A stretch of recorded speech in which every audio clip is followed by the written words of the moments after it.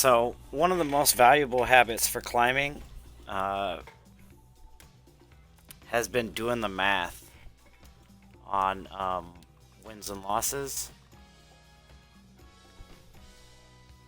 It formed out of a synthesis of personal experience and sourcing as much content as I could. Um, August 12th install. The most common consensus I found is like lose two and log out, right? One of the least common consensuses that I found was to log out when you're no longer performing your role anymore. So like if you're only a strategist or you're only a vanguard or you're only a duelist, when you stop doing that, well, like log out. Like that was I did find that advice. I didn't find it coached very often, but I did find it. Um, and then there's we all joke about like the most common mistakes and shit. Uh, and so probably easily synthesized down the most common mistake is to play one more, right? To abide that one more game mentality and fucking uh, play one more until either you hate yourself or you hate the game or you hate yourself and the player base, right? Uh, and then like the one of the least common mistakes, but still a mistake, is to play three or four without a plan besides hoping to get lucky or rank up or whatever, right? So between my main and alt account, I tried out a series of different strategies, aka throwing spaghetti at the wall. Fucking the ones that stick or cooked. But in the end, the different scheme and strategies were exhausting. Adding that mental task on top of trying to improve, or trying to climb, or trying to climb while tanking. Fuck all that. We need simple. I will log in with the intention to play 3 games of comp. It's my first series of 3 for the day.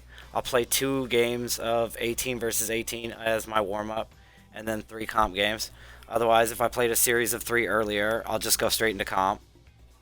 Like if this is my second series of 3 for the day. Uh, if I lose 2 in a row, I'll check the math. Right? So like in Diamond, I consistently, right? So like here we go. Like here's an example. In Diamond, I'm consistently between 21 and 26. And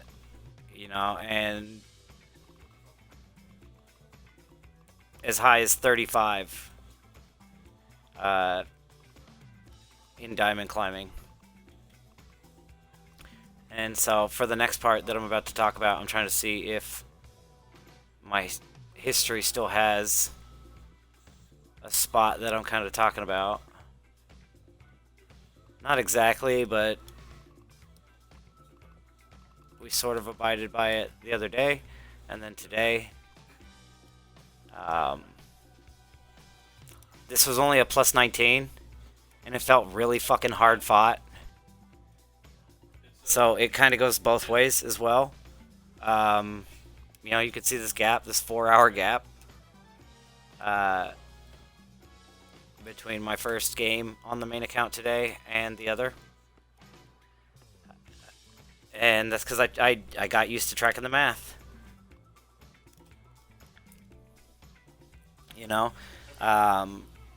So because of what I consistently get for a victory when I'm locked in, I'll get 18 to 20, 18 to 23 for like I was whatever, hungry, sleepy, hungry, angry, unexercised, underslept, whatever. And I just law of averages and numbers here work itself out. So if I lose 2 games in a row, right, and it's like 20 to 24, then I'll log out. Then I'll abide the lose 2 and log out rule. But, however, if I lose and it's like 17 or 20, 17 or 19. It's on the lower end of my average. I'll play a third game. And in the third game, when I win, if I get like 23, 24, my mid-high average, I'll extend the series. Like, I'll play another 3 games. I'll play another 2 games. 3, 5, and 7 is kind of the games that I've played. I still abide by that. You can see my my original climbing out tips. I still abide by all those habits.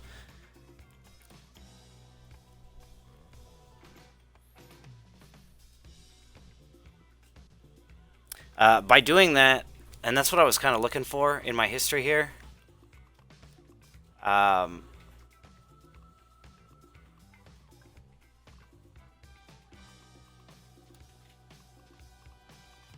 these were separate days. Cause I had one. I should have got a screen grab of it back in the day. I had one where I went on a 6 or 7 game winning streak after losing 2. I opened the day and I lost like a 17 and a. Oh, and then that was another thing I didn't even write in my notes here, because like that was part of what spawned looking at the math, was when I started like noticing how much point compensation like really matters. You know what I mean? Because now I don't even look at throwers the same way. I just look at them as like, oh, point compensation. You know what I mean? Like, because when I look at here, they're gonna be, let's call it positive in the math. And if it is true that the matchmaking's trying to give us a 50-50 win streak, like if it sees that like we had a loss, right, it's not necessarily accounting for the math. And so like every now and again you can lose 19 because of a thrower, and then you can fucking plus 25 your next 2 games. Or, so.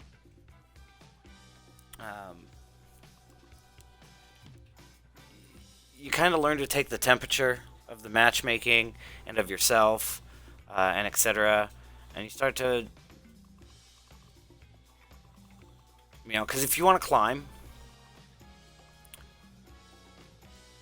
like, you have to guard your elo, right? Like, you have to, it's a resource like anything else, and you have to, like, if you want to improve, just spam a bunch of fucking games and have a plan for each game, right? But like, if you want to climb, you kind of gotta guard your resource. So it's just something to consider. And you know what? I'll do one bonus habit while I'm here, as well as a mindset thing that I adopted that really helped me climb as well.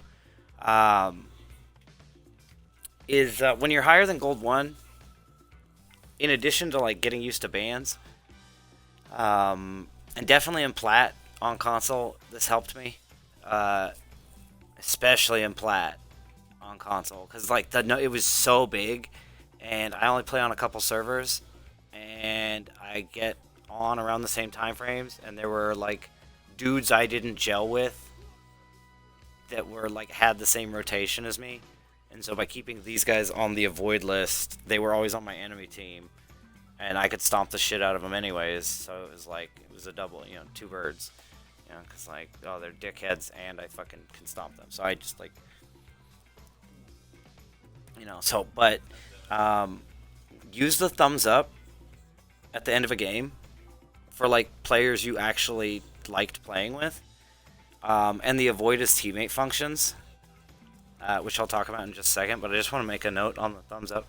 It was some very small YouTube channel. I think it was a short I saw it in. It was like random and early when I first started playing back in August, the end of August, October.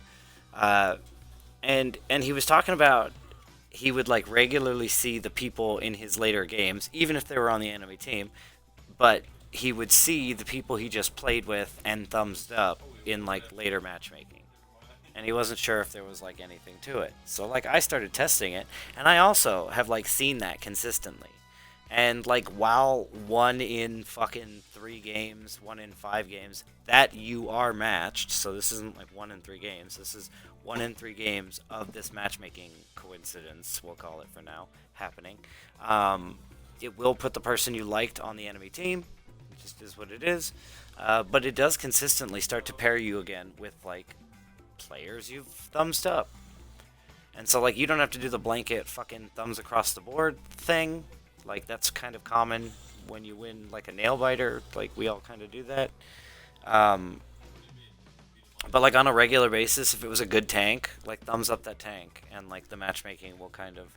And as far as the avoid system, if you're abiding by the original habits I told you, anyways, about like, play 3 games and take a break, play 5 games and take a break, those breaks are creating a churn gap, if you want to think about it that way, for those players that are on your void list anyways. So the idea that like, I don't have enough avoids, right? It's like, yeah, in some sense it's kind of true, but in another sense, like, if you know that like, this person is a 2 o'clock ban, and then this other person's not until 6, like, that shouldn't be an issue rotating those two, you know what I mean? So it just is what it is in that.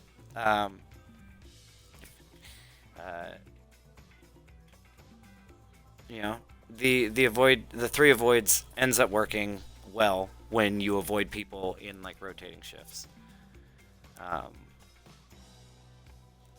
And then finally, is this one's not necessarily a habit, but it's a mindset to adopt that will help you. One of the big things that I practice and I coach in my just anything, in my fitness coaching, in my buddies that want to improve at a video game, in my whatever, is a lot of people focus on not making mistakes, and I focus on not making mistakes by shortening the reaction time when you make them. Like, if you can shorten your self-criticism, like, when you make a mistake and you're like, oh, I shouldn't have fucking done that, what a fucking idiot, and then take 5 minutes reprimanding yourself, or if you're not a reprimander, if you're just like a shock, right? Like, if you make the mistake and then you just kind of freeze, and you're just kind of frozen for this period of time,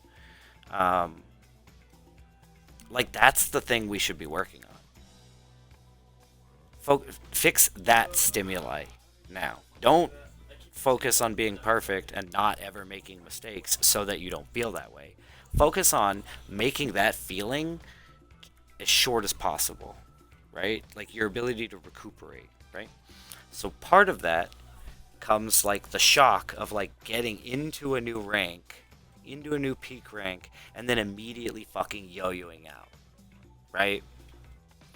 Especially if you're not guarding your elo, right? Like, if you caught a win streak into your new peak rank and then just kept one more game in it and hit a fucking 2 or 3 game losing streak after you got there, and yo-yo, pulled immediately right out of your new peak, that can fuck with you.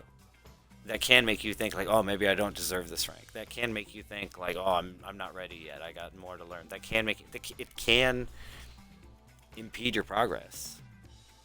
Analysis paralysis and shit. So, just adopt the mindset that like, at and around your rank up, like, you're gonna be yo-yoing. Period. And you're gonna analyze the yo-yo. That's useless. Some people analyze after the yo-yo, but they'll be emotional during the autopsy, right? Looking for the killer. If you're just ready to yo-yo anyways, you won't be victimized by it. You'll be able to just churn it under and plow forward and, like,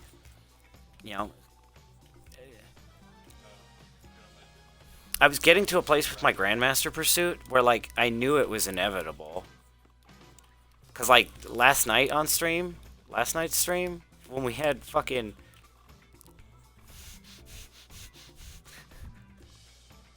We lost our first game of the day on stream. Right? We did a quick match, practice Psylocke. We lost our first game of the day.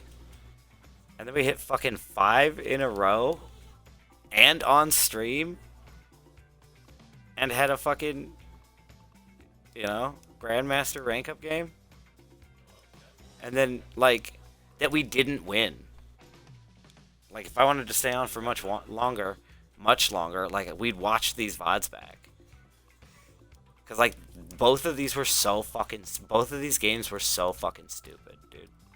And this one should have been a draw. This one should have been a draw, not a defeat. But, c'est la vie. Things happen. And, and then today, when I got my plus 19, this rank up and then subsequent fucking averaging out was what, like a 76? Like a 77, 78? This motherfucker, win or lose, like, I knew I wasn't in danger because it was like an 88. It was like 80, 88, 89, some shit. Like,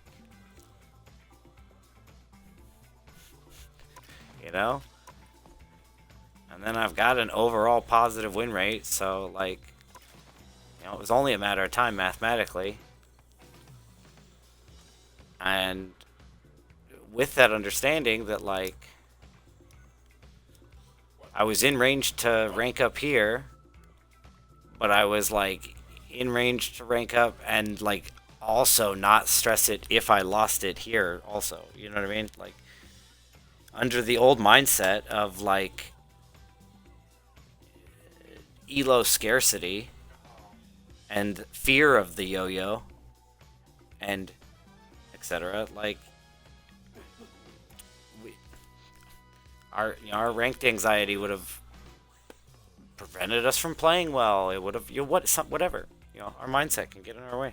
So, but anyways, it's late as fuck, and so I feel like I'm rambling. I'm probably rambling. So, but that's it. Feels good. 6 months. Almost 40. Can still run with the fucking... Can still run with the killers. A little bit. And I love adapting. I love figuring this shit out. It's been fantastic. It's been absolutely wonderful. And thanks for anybody who's been along for the journey. And I'm going to go ahead and end just both the YouTube section and the stream here. So thank you guys all for coming. And until the next time, y'all stay blessed.